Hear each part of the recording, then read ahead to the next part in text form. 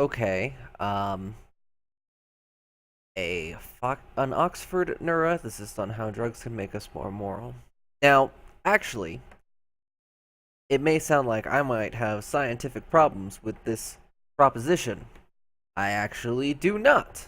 There are a number of studies showing the effect of certain chemicals on neurochemistry. And since we know that um, ethical actions are a result of causal circumstances from genetics to how you were raised, religious upbringing, these factors all affect um, your neurochemistry. Your diet affects your neurochemistry, and that people can tend to make more moral decisions in certain neurochemical states. So suggesting that there is a drug um, or a host of drugs which could alter ethical or moral decision making in our minds to make us more moral, in fact, makes sense. Now, the question is, though, is this a good thing? Is it moral or ethical to even to say that somebody should or to force somebody to take these drugs? You know,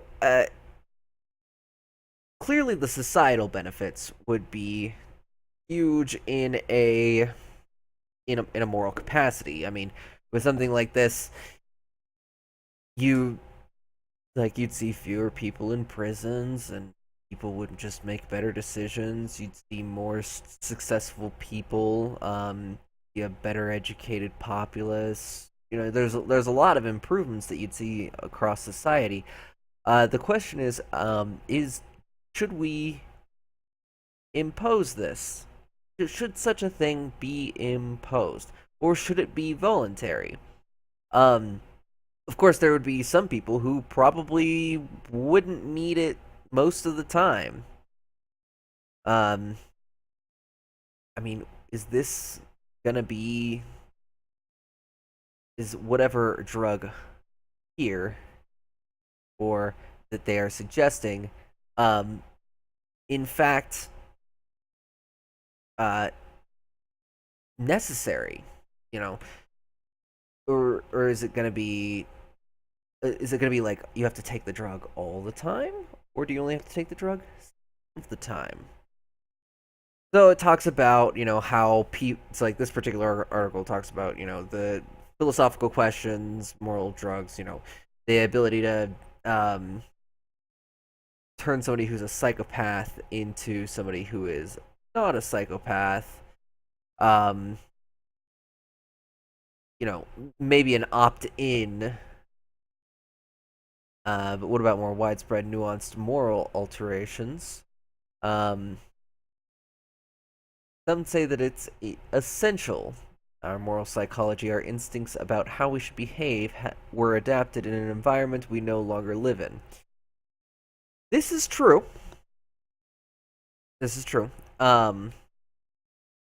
However, I would say that, however slowly that our society is adapting to the new moral framework that's required by the new moral framework that's required by our current society, you've got we're moving towards that ideal. You know, there's a rise in secularism. Of course, there's also a rise in religious extremism. Um, there's people who are basically there's people who are moderates who are becoming extremists, and at the same time, there are moderates who are becoming more and more progressive and atheist. So you've got at both. I suppose both sides are becoming more extreme, though I wouldn't consider atheism any sort of um, extremist ideology.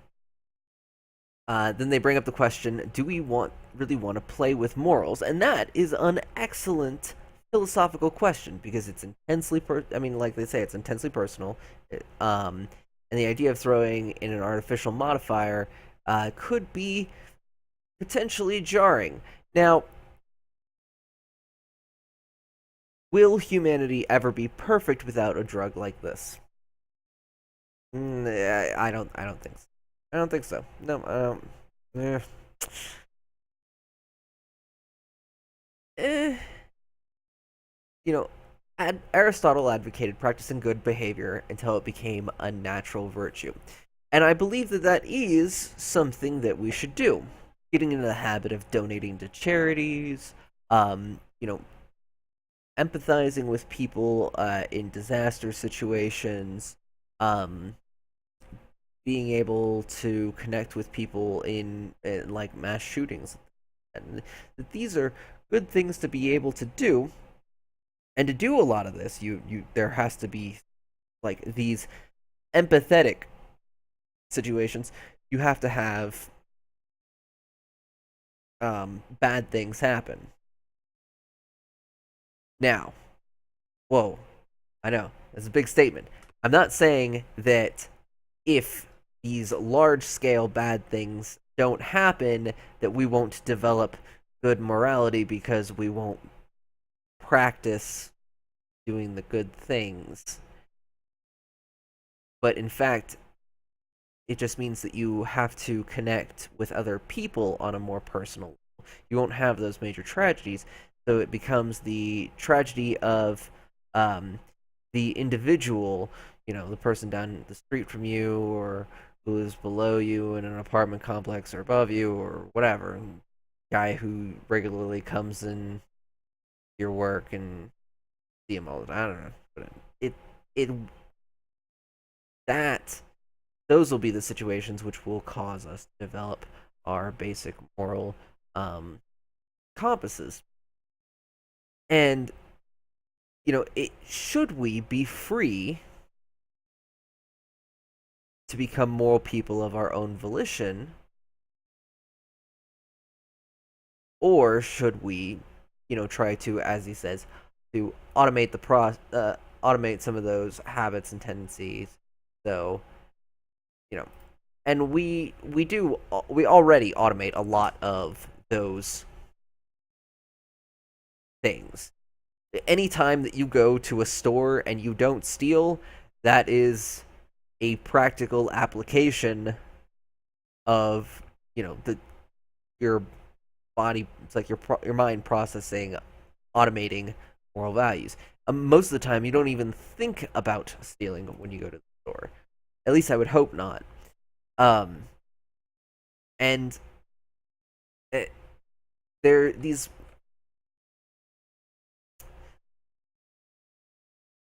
moving on, the practicalities of moral enhancement.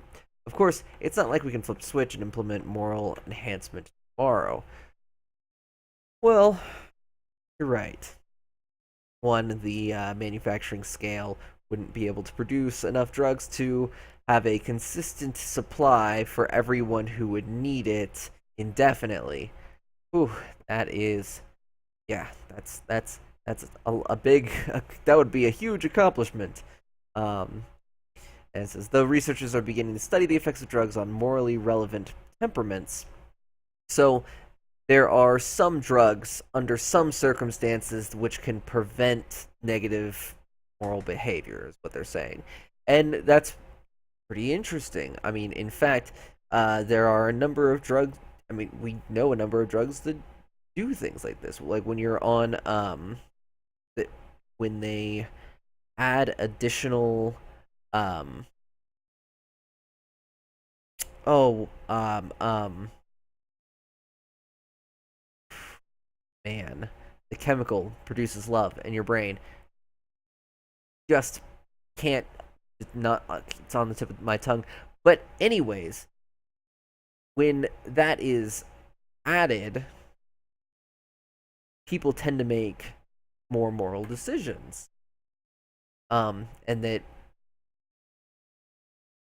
psychopaths and sociopaths, when they make decisions, that tends to, it's like that when you add that chemical, um helps basically balance things out for that particular decision. They're more likely to make a what would we would consider a humane decision rather than inhumane.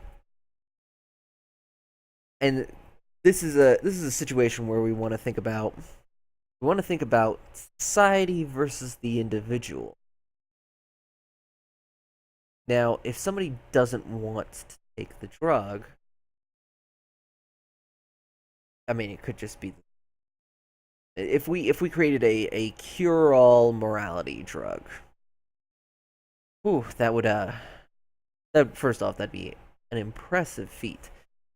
And I'm glad that these conversations are occurring now rather than when these things come out, so that we have some sort of philosophical understanding of the moral implications of a moral drug.